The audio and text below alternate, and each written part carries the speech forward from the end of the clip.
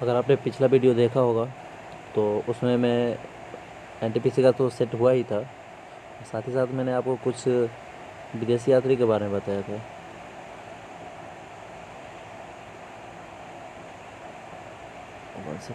विदेशी यात्री के बारे में बताया था, उसी से रिलेटेड क्वेश्चन है। अगर आपने उस वीडियो को देखा होगा तो ये है टोटल, इसमें 24 क्वेश्चन जिसका हम लोग सिर्फ सेट लगाने वाले हैं। आप तो एक जगह कहीं पे नंबरिंग कर लीजिए और देखिए आपका कितना नंबर आ रहा है 24 में से। ठीक है, तो स्टार्ट करते हैं, फटाफट करेंगे। 24 है, बहुत जल्दी इसको निपटा देंगे क्योंकि हम लोगों ने इसके बारे में बेसिक पूरा पढ़ लिया है। ये सीधे सेट प्रैक्टिस की तरह है। तो स्टार्ट करते हैं। सबसे पहला है कि गणित पुस्तक लीलावती जो है, इस पुस्तक के लेखक कौन है? तो लीलावती पुस्तक के लेखक है आपका भास्कराचार्य। नेक्स्ट है आपका मौर्यकालीन इतिहास जानने का प्रमुख स्रोत क्या है? अगर मौर्यकाल के बारे में अगर आपको जानना है तो आपको पढ़ना पड़ेगा मुद्रा राक्षस, जो विशाखा दत्त ने लिखा है। विशाखा दत्त ने लिखा है। नेक्स्ट है आपका कौटिल्य के अर्थशास्त्र में किस पहलू पर प्रकाश डाला गया है? तो कौटिल्य जो थे हमेशा वो राजनीतिक और प्रशासनिक के बारे में बताते थे, नीतियाँ बताते थे। चाणक्य के बारे में मैंने आपको पिछले वीडियो में पूरा बता दिया है। नेक्स्ट है इतिहास का जनक। तो इतिहास का जनक आपका कौन है? हेरोडोटस। हेरोडोटस को इतिहास का जनक बताया जाता है। उसके बाद है नेक्स्ट बुद्ध की शिक्षाएं मिलती है। तो बौद्ध की शिक्षाएं जो है इसमें यानी कहाँ से मिलती है? तो बौद्ध की शिक्षा मिलता है सूत पिटक से।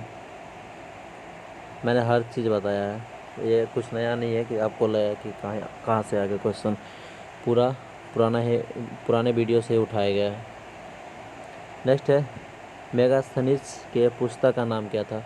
तो मेगास्थनीज जो पुस्तक लिखा था उनके पुस्तक का नाम था इंडिका। नेक्स्ट आपका राजतरंगी के लेखक कौन है? तो राजतरंगी किस क्षेत्र के इतिहास के बारे में बताता है? तो राजतरंगी जो है वो कश्मीर के बारे में बताता है और राजतरंगी को लिखा था कल्हण ने। एग्जामिनर के लिए बहुत फेवरेट क्वेश्चन है, ये आता है हमेशा कि किसने लिखा है?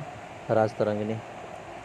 नेक्स्ट आपका बौद्ध धर्म का इंसाइक्लोपीडिया क्या है? यानी बौद्ध धर्म के बारे में अगर आपको ज़्यादा जानना है तो क्या पढ़ना पड़ेगा? उसके लिए आपको पढ़ना पड़ेगा सूत पिटक। ठीक है। नेक्स्ट है कि महाभारत के रचनाकार कौन है? तो महर्षि वेदव्यास महाभारत लिखे थे। और अष्टाध्यायी जो लिखा था वो पाणिनि ने लिखा था। अष्टाध्यायी पाणिनि ने लिखा था। वाल्मीकि जी ने लिखा था रामायण। वाल्मीकि जी ने लिखा था रामायण। नेक्स्ट हर्षचरित नामक पुस्तक के लेखक कौन है? तो आपको बताना है हर्षचरित जो लिखा था वो लिखा था बाणभट्ट ने। बाणभट्ट ने लिखा था हर्षचरित। नेक्स्ट है सबसे पुराना हिंदू महाकाव्य कौन सा है? तो सबसे पुराना हिंदू महाकाव्य है रामायण। नेक्स्ट है चंद्रगुप्त द्वितीय के दरबार में पहुंचने वाला चीनी यात्री कौन था?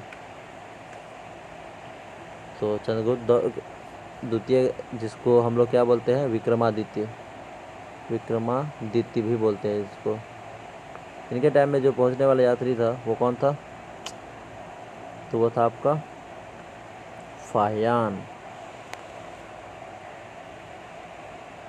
नेक्स्ट है आपका कि कौन सा प्रसिद्ध यात्री वेनसांग के दरबार में आया था? तो वेनसांग के दरबार में आया था हर्षवर्धन। नेक्स्ट है यात्रियों के सम्राट के नाम से जाना जाता है। तो किसको जाना जाता है? यात्रियों के सम्राट वेनसांग को।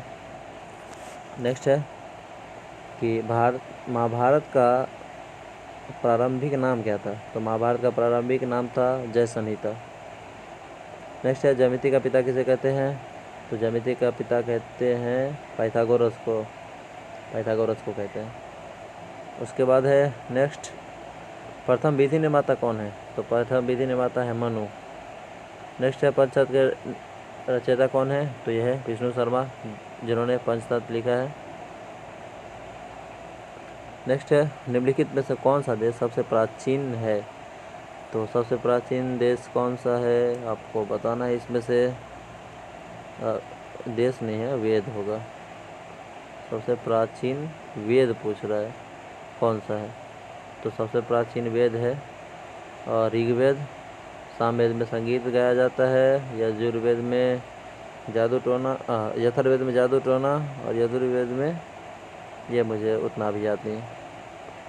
नेक्स्ट है अष्टाध्यायी की रचना किसने की थी? तो मैंने आपको बताया पहले ही कि पाणिनि ने अष्टाध्यायी की रचना की है।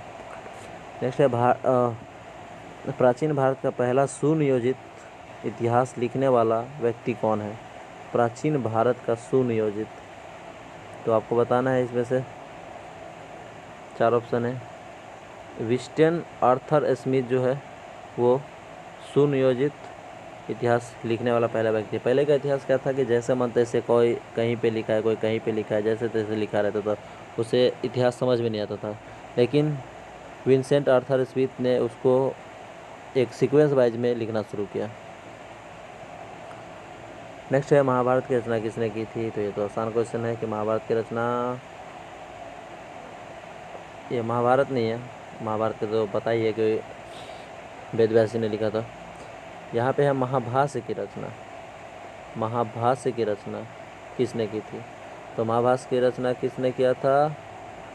पतंजलि ने। नेक्स्ट है, ये लास्ट क्वेश्चन है, इसके बाद हम लोग ख़त्म करेंगे। हम लोग सिर्फ सेट प्रैक्टिस इसमें किए हैं। सिक्कों का अध्ययन जो है, सिक्कों का अध्ययन किस शास्त्र के अंतर्गत किया जाता है? तो सिक्के का अध्ययन को बोलते हैं न्यूमिस्मेटिक्स, मतलब होता है सिक्कों का अध्ययन। ठीक है, तो मैंने 6 मिनट में इसको बता दिया है। टोटल 24 क्वेश्चन था। वीडियो देखने के लिए बहुत बहुत धन्यवाद। अगर अच्छा लगा हो तो चैनल को सब्सक्राइब ज़रूर कीजिए।